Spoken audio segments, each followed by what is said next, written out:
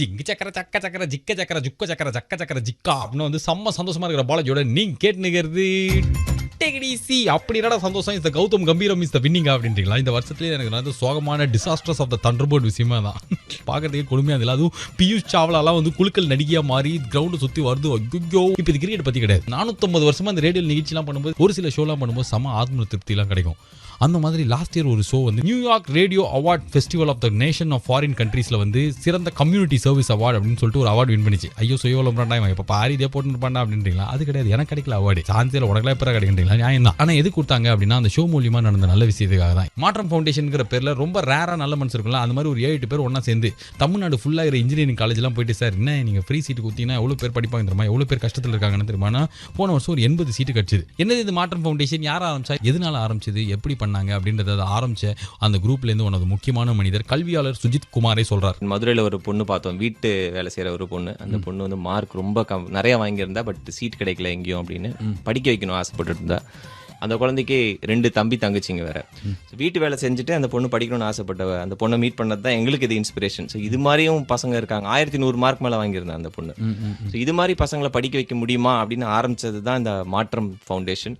So ஒரு பொண்ணுக்கு சீட்டு கேட்க போய் அது என்ன ஆயிடுச்சுன்னா கிட்டத்தட்ட 70-80 சீட்டு இன்ஜினியரிங் காலேஜ்லேருந்து கொடுத்தாங்க. அதாவது சேர்மன்ஸ் வந்து எங்களுக்கு போஸ்ட் ஸ்டூடெண்ட்ஸ் படிக்க வைக்கிறதுக்கு நாங்கள் ஸ்பான்சர் பண்ணுறோம், அது நீங்கள் எடுத்து பண்ணுங்க அப்படின்னு லாஸ்ட் இயர் வேற வேற காலேஜ்லேருந்து கிட்டத்தட்ட 80 சீட் லாஸ்ட் இயர் இருந்தது.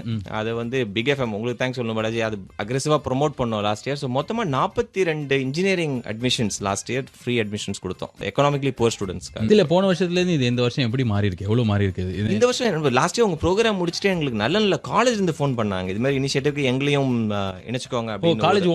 காலேஜ் ஓனரே நிறைய பேர் சென்னையில இருந்து 2-3 புது காலேஜஸ் வந்து கேட்டு இப்போ நாங்க willing to participate அது மாதிரி வந்தாங்க. அது ஒரு பெரிய நல்ல விஷயம். லாஸ்ட் இயர் எங்களுக்கு 10 சீட் கொடுத்த காலேஜ்ல இந்த வருஷம் 20 சீட்ஸ் கொடுக்குறாங்க. இந்த வருஷம் கிட்டத்தட்ட 120 சீட் இருக்கு பாலாஜி.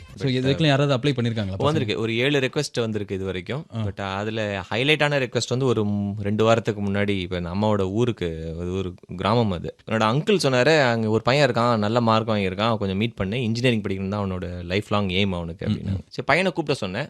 கூப்பிட்டா அவங்க அப்பா வந்து சொன்னார், இல்லை அவன் நைட் 11:30 மணிக்கு தான் வருவான் அப்படின்னாரு. எங்கே போயிருக்கான்னு கேட்டால் அங்கேருந்து 42 கிலோமீட்டர் இருக்கிற ஒரு கிராமத்தில் வெஹிக்கிள் ஸ்டிக்கர் ஷாப்ல ஸ்டிக்கர் ஓட்ட போகிறானோ அந்த ரிசல்ட்ஸ் வர வரைக்கும் வேலை செய்யறதுக்காக. அப்பா வந்து ஹோட்டல் சர்வர், அங்கே இருக்க ஹோட்டல் சர்வர். அம்மாவுக்கு வேலை கிடையாது. அப்பா ஹோட்டல் சர்வர்னா ஒரு நாளைக்கு 75 ரூபா அவருடைய சம்பளம். இவ்வளோதான் அந்த ஃபேமிலி பேக்ரவுண்ட். சரி இவங்க 11:30 மணி ஆகுமேன்னு சொல்லி வீடு பார்க்க போனேன். உண்மையை பார்த்தா ஷாக், வீடே கிடையாது. அது மேலே வந்து ஒரு அந்த கூரை வந்து எப்படின்னா அந்த தென்னை ஓலையை வச்சு கவர் பண்ணியிருக்காங்க, அவ்வளோதான் அந்த கூரை. அங்கே தான் இருக்கான் அந்த பையன். எங்கே படிப்பான் அப்படின்னு மாமா கிட்ட கேட்டால், பாட்டி வீடு, என்னோட பாட்டி வீடு ஒரு 3 வீடு தள்ளி இருக்கு, அங்கே வந்து படிப்பானா. பாட்டி சீக்கிரம் படுத்துருவாங்க நைட்டு, அதனால வீட்டில் ரோட்டில் இருக்க ஸ்ட்ரீட் லைட்டில் படிப்பானோ. இப்போ நான் இதெல்லாம் கதையில் கேட்டிருக்கேன். ஆமாம், அதெல்லாம் ஸ்ட்ரீட் லைட்டில் படித்து பெரிய ஆளானாருன்னு. கண்ணுக்கு நேராக பார்த்த கேஸ் இந்த பையன் தான். எவ்வளோ டோட்டல் வாங்கியிருக்கான்னு கேட்டிங்கன்னா 1096. அவன் வந்து அந்த ஸ்கூல் 3rd. அந்த பையன் 1096 மார்க்கு. அவனை நைட் நான் பார்த்தேன், 11:30 வந்து பேசுகிறான் அந்த பையன். ஒரு கான்ஃபிடன்ஸ் தெரிஞ்சுது அந்த பையன் கிட்ட. இவர் வந்து நம்மளுக்கு ஹெல்ப் பண்ண போறாருன்னு சொல்லி தான் கூப்பிட்டு வராங்க. உதவி கேட்குற அந்த மாதிரி அந்த தயக்கம்லாம் இல்லை. அழகான ஒரு தமிழ்ல பேசுறான். அண்ணே அண்ணே அண்ணேன்னு தான் பேசினான். என்னப்பா படிக்கணும் அப்படின்னா, இன்ஜினியரிங் தானே படிக்கணும் அப்படின்னா. இன்ஜினியரிங்ல என்னப்பா ஸ்பெஷலைசேஷன் அப்படின்னா, அவன் வந்து ஒரு 2 சொன்னான், பயோமெடிக்கல் இன்ஜினியரிங், ஏரோநாட்டிக்கல், இதை பற்றிலாம் இன்ஃபர்மேஷன் கேட்குறான். கேட்டுட்டு அப்புறம் சொல்கிறான், அண்ணே நான் யோசிச்சு சொல்கிறேன், ஆனால் என்ன இன்ஜினியரிங் படிக்க வச்சிருங்க எப்படியாது அப்படின்னா. சரிப்பான்னு என்னோட பிஸ்னஸ் கார்டு கொடுத்துட்டு வந்துட்டேன், கூப்பிடு நாளைக்கு காலையில் கூப்பிடுங்க. காலையில் தூங்கி எந்திரிச்ச ஃபர்ஸ்ட் கால் அவன் தான் பண்ணான். அண்ணே டிசைட் பண்ணிட்டேனே, எனக்கு சிவில் இன்ஜினியரிங் வாங்கி கொடுத்துருங்க அப்படின்னா. ஸோ நான் கேட்டேன், சிவில் இன்ஜினியரிங், ஏன் சிவில் இன்ஜினியரிங் அப்படின்னு கேட்டேன். ஒரே பதில் தான் வந்தது பதில், அப்போ தானே வீடு கட்ட முடியும் அப்படின்றான்.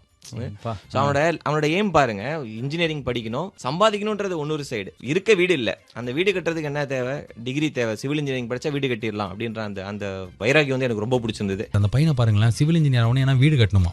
இது மறுபடியும் நாங்கள் இந்த வருஷம் பண்ண போறோம், ஆனால் இன்னும் பெருசா பண்ண போறோம். 80 சீட் அப்படிங்கிறது 120 சீட் அப்படின்னும் போது செம்ம சந்தோஷமாயி ரேடியோவில் இதை பத்தி கொஞ்ச நாள் முன்னாடி பேசி டெய்லி வந்து ஒரு வாட்டி 2 வாட்டி இந்த மாத்திரை கொடுக்குற மாதிரி சொல்லியிருந்தேன். திடீர்னு பார்த்தாக்க இந்த செம்ம சந்தோஷம் சொன்னால வந்தோன்னே அதுக்கான காரணம் இருந்தது. என்னன்னா, பிக் எஃப்எம் ஸ்டுடியோக்கு ஒரு அண்ணன் வந்தார். கிட்டத்தட்ட ஒரு 35-37 வயசு இருக்கும். வந்து முடிச்சதுக்கப்புறம் யார் சார் சொல்லுங்க அப்படின்னு பார்த்தாக்க வந்து அவர் வந்து மதுரவாயல்ல தினக்கூலிக்கு ஒரு சலூன்ல வேலை செய்யறார். தினக்கூலிக்கு சலூன்ல வேலை செய்யற அவரோட பொண்ணு 12th எக்ஸாம்ல எவ்வளவு இருக்குது அப்படின்னு பார்த்தாக்க 1103.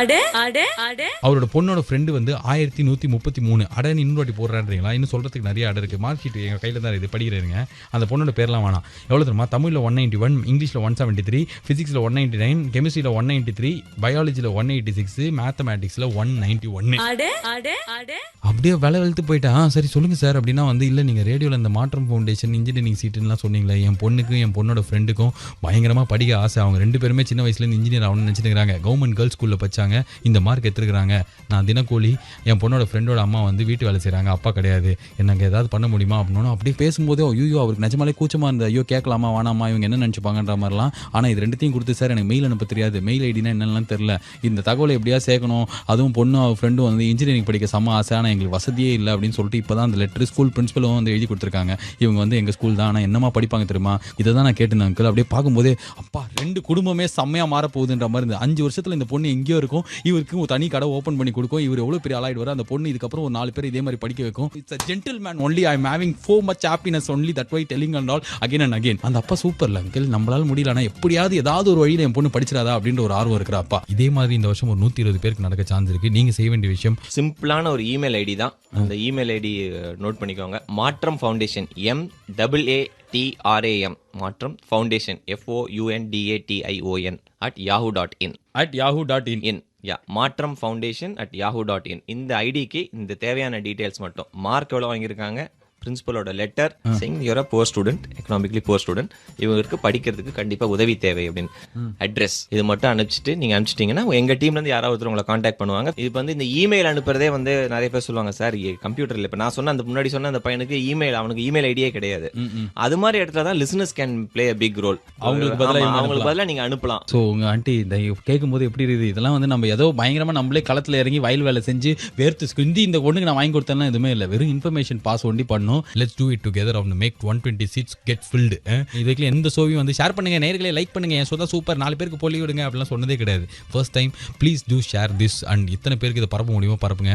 யாராவது ஒருத்தர் எங்கேயோ ஒருத்தர் நீங்க உங்களுக்கு தெரியாம கூட இருக்கலாம், எனக்கு எல்லாம் பெப்பி நம்பர்ஸ் யோயோ கைஸ் தான் தெரியும் அப்படின்னா அவங்களே தெரிஞ்சிருக்கட்டும். ஆனால் என்ன அப்படின்னா வந்து எங்கேயாவது நீங்க யார்கிட்டயா சொல்லி அவங்க யார்கிட்டயா சொல்லி ஏதோ ஒரு பையன் வந்து திடீர்னு இந்த மூலியமா இன்ஜினியர் ஆகிட்டான்னு வச்சுக்கோங்களேன், செம்மல அது குடும்பத்தோட ஃபார்ச்சுனே ஒன்ஸ் ஃபார் ஆல் மாறிடுனா அது எவ்வளோ சம விஷயம். அவங்க பெரிய ஆள் ஆகிறாங்க அதனால நம்மளுக்கு நல்லது பண்ணுவாங்கன்னு இல்லை, ஆனால் ஒரு happiness feeling is there and all. No that's there in the fantastic of satisfaction for me and all. Oh English தான் வருது இப்போலாம் ஹாப்பினஸ்னாலே, ஆனால் எல்லாம் தப்பாக வருது. இட்ஸ் சந்தோஷம். ஆஃபீஸ் வரீங்களா, நான் உங்களுக்கு ட்ரீட் வைக்கிறேன், செம்மையாக 10 ரூபாக்குள்ள என்னாலும் சாப்பிட்டுக்கோங்க. 2 greatest girls of the going to engineering colleges are feeling very happy. பாலாஜியோட நீ கேட்டுக்கிறது TDC.